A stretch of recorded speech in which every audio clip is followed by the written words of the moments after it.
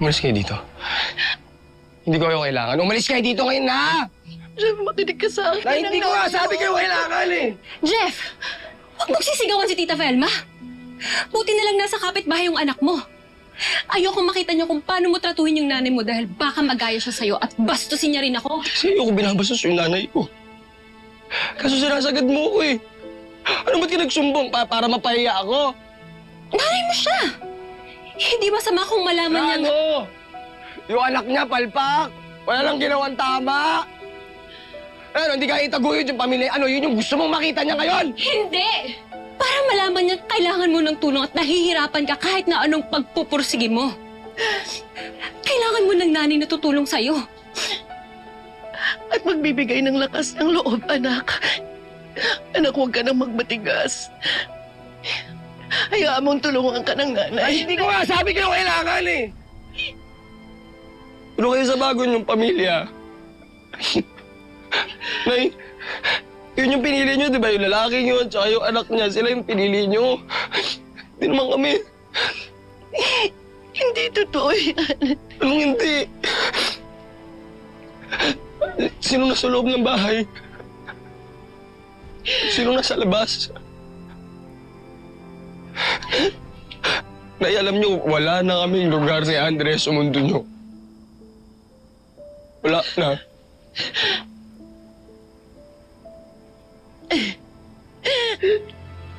Anak! Jeff! Jeff!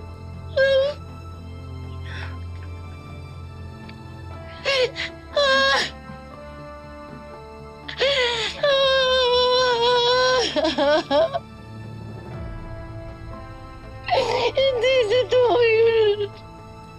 Hindi totoo yun.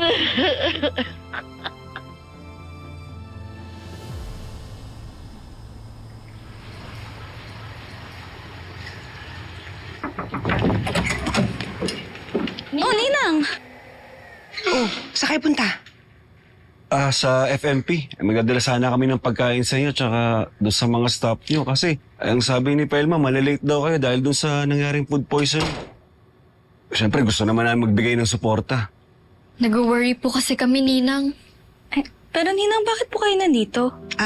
Kasi tumawag nga pala yung Value More at saka Consumer Mart. Nagtatanong sila, hindi ko naman alam ang sagot. Ang makakasagot lang noon si Felma, kaso hindi ko siya makonta kaya napasugod ako dito. Hindi pa naman po umuwi si nanay.